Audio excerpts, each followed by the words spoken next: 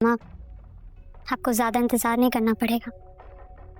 Factory वो तुम्हारे लिए नहीं जा रही बेटा, बल्कि अपने लिए जा रही है, अपने फ्यूचर के लिए जा रही है। माँ बताओ क्या हुआ है? अरे जारा का एक्सीडेंट हो गया। एक्सीडेंट कैसे हुआ? पता नहीं। दोस्तों, आने वाले एपिसोड में आप देखेंगे कि जहां एक तरफ मेरा अपनी माँ से फोन पर बात कर रही होती है और अपनी अगली चाल चलने की तैयारी कर रही होती है, वहीं दूसरी तरफ उनकी बातें मेरे सुन लेती हैं और वो 1 मिनट की देर नहीं करती और फौरन पुलिस को कॉल कर देती हैं, क्योंकि उसने ये बातें सुन ली हैं कि जिस तरह मैंने गुल को सीढ़ियों से धिका देकर मौत के घेट उतारा था, इसी तरह मैं मेरा को भी कब्र में उतार दूंगी। अब जहां एक तरफ मेरा ने पुलिस को कॉल कर दी है और पुलिस यहां अनीसा को पकड़ने आ जाती है, लेकिन अनीसा चीखना और चिल्लाना शुरू कर देती है, क्योंकि अनीसा ने सारी बातें सुन ली थी।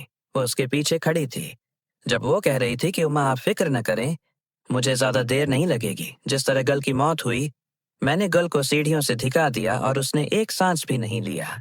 इसी तरह मेरा के साथ होगा। मैं स्वान को बचा लूंगी, तो क्या मेरा उसे वापस आने नहीं देगी?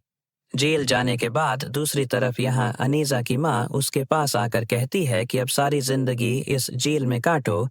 मैंने तुम्हें पहले ही कहा था कि सोच समझकर कोई काम करो। ये सब तुम्हारा क्या धरा है?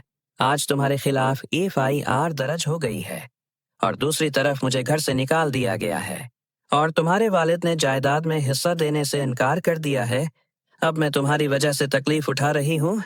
मैंने तुम्हें पहले ही खबरदार किया था कि ये सब काम छोड़ दो, इत्मीनान की जिंदगी गुजारो, लेकिन तुम्हें समझ नहीं आती। दूसरी तरफ मेरा माफी मांगती है। नहीं, मेरा नहीं बल्कि अनीसा अपनी माँ से माफी मांगती है और कहती है कि मुझे माफ कर दो, मैंने बहुत बड़ी गलती की है। दोस्तों, इससे पहले हमें कमेंट सेक्शन में बताएं कि क्या मेरा को अनीसा को जेल से बाहर निकाल देना चाहिए या अनीसा को उसके गुनाहों की सजा मिलनी चाहिए। क्या अनीसा मेरा को सीढ़ियों से धिका देकर मार डालेगी या नहीं? हमें कमेंट सेक्शन में जरूर बताएं। अनीसा की जिंदगी जेल में लिखी जानी चाहिए या उसे मेरा और इसफंद के साथ अपनी जिंदगी गुजारनी चाहिए? आप क्या चाहते हैं, हमें कमेंट सेक्शन में बताएं। यहाँ शरीक की मौत की खबर फैलती है और जैसे ही ये सुनता है, दूसरी तरफ इसफंद को पता चलता है कि शरीक का एक्सीडेंट हो गया है, जिसकी वजह से उसके पास इलाज के लिए पैसे नहीं हैं। दूसरी तरफ इसफंद फौरन अस्पताल जाता है और शरीक का इलाज करवाता है। वो अपने सारे पैसे दे देता है। दूसरी तरफ उसकी माँ उसे रोकती है और कहती है कि मैंने उसे सुबह ही कहा था कि घर से मत निकलो, चुपचाप घर बैठो, लेकिन वो कहता है कि हमारे पास घर नहीं है। मैं उसकी तलाश में जा रहा हूँ, पैसे नहीं हैं। अगर मुझे नौकरी मिल जाए तो पैसे जमा करूंगा। इसफंद कहता है कि आप फिक्र न करें, मैं उसकी दवाइयों और सारे कामों का ख्याल रखूंगा और दूसरी तरफ मैं आपके घर के अखराजात का भी ख्याल रखूंगा। दूसरी तरफ मेरा इसफंद की माँ से कहती है कि आप यहाँ अनीसा की फिक्र न करें, क्योंकि वो लड़की सुलाखों के पीछे रहने के लिए बनी है, लेकिन उसके दिल में मेरा और अनीसा के लिए नफरत कम होती जा रही है और वो उसे माफ करना चाहती है। लेकिन असफंद उसे कहता है कि ऐसा कोई काम न करो, जब तक वो लड़की जेल में है वो अंदर से नहीं निकलेगी, उसे पता नहीं चलेगा। लेकिन मेरा और अनीसा के साथ गुजारे हुए लम्हों को याद करके वो उदास हो रही है। उसे याद आता है कि मेरा उसके साथ कितनी अच्छी थी, हम हंस कर खेला करते थे।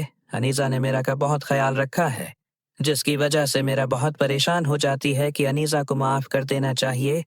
आखिर उसने गुल को कत्ल किया है या नहीं, ये हकीकत अभी तक सामने नहीं आई, लेकिन जब शरीक ये सब बातें मेरा को बताएगा तो मेरा को सच्चाई कबूल करनी पड़ेगी, क्योंकि उसे ऐसा लगेगा कि ये सब अनीसा का क्या धरा है। दोस्तों, उससे पहले मुझे कमेंट सेक्शन में बताएं कि क्या शरीक को मेरा की सच्चाई अनीसा को बतानी चाहिए या नहीं, या फिर मेरा और इसफंद को उसकी जिंदगी में ऐसे ही रहना चाहिए।